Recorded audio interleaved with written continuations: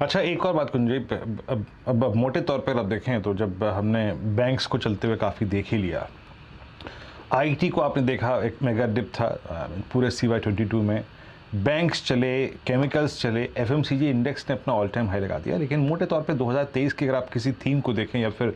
जो चीज़ मेरे को बहुत प्रभावित करती है वो है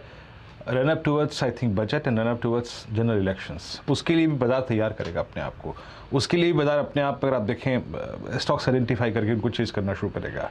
अमूमन आप टू व्हीलर स्पेस, ट्रैक्टर कंपनियाँ,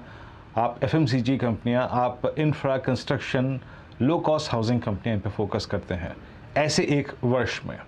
आपकी थीम क्या रहेगी इस पर्सपेक्टिव से? तो मुझे लगता है कि जैसा मैंने कहा कि एक तो कैपिटल गुड्स की पे मुझे पॉजिटिविटी लगती है और उसमें मैं ऐड करूं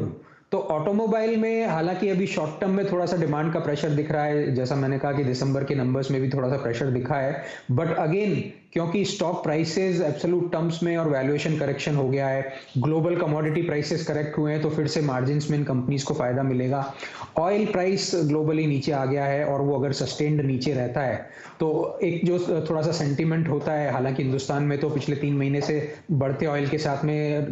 रिटेल कंपनीज ने ऑयल के भाव बढ़ाए भी नहीं और अभी घटने के साथ इसीलिए घटाए भी नहीं, पर फिर भी अगर ऑयल मार्केटिंग कंपनीज ऑयल का, पेट्रोल और डीजल का भाव कम करती हैं तो वो एक सेंटिमेंटल पॉजिटिव होगा। तो ये जो सारे स्पेसेस आपने कहे, मुझे लगता है कैपिटल लूट के साथ में एक ऑटोमोबाइल सेक्टर दूसरा है जिसमें पॉजिटिविटी रह सकती है। एक मैं बहुत शॉर्ट में बोलूं कि कंज्यूमर ड्यूरेबल्स ने बहुत हाईली अंडर परफॉर्म किया है 2022 में, स्पेशली उसके सेकंड हाफ में, और उसका कारण है कि डिमांड नहीं है। पर अगर वहां डिमांड पिकअप हो जाती है किसी भी वजह से, कुछ गवर्नमेंट की पुश की वजह से, गवर्नमेंट का मान लो बजट में आता है कि डिस्पोजेबल इनकम सिटीजन्स के हाथ में ज़्यादा छोड़ दें, कुछ टैक्सेशन कम कर दें, कुछ और रूरल ओरिएंटेड स्कीम्स को पुश करें तो उससे लोगों के हाथ में पैसा आ जाए, तो उसकी डिमांड बढ़ जाएगी और फिर से वो एक सेक्टर है जो गिरते हुए कमोडिटी प्राइसेस का बेनिफिशियरी है। तो कंज्यूमर ड्यूरेबल्स एक तीसरा सेक्टर मेरे हिसाब से लगता है कि जहां पे मॉनिटरिंग की जानी चाहिए। क्योंकि आपने बजट और कुछ रियायतों की बात की, सरकारी कंपनियां वैसे भी जनवरी के महीने में रेडार पर रहती है इन द होप कि बजट में कुछ पॉजिटिव आएंगे सरकार की तरफ से भी। कुछ स्पेसिफिक सेक्टर्स हैं, फर्टिलाइजर कंपनियां, railway counters and the likes,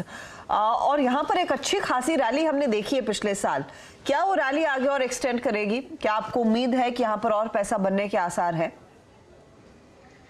बहुत मुश्किल है बोलना। अगर हम पिछले कई सालों के ट्रेंड में जाएं तो जो आपने बोला वो बिल्कुल सही है कि बजट के पहले एक अच्छी खासी रैली आती है और वो हर बार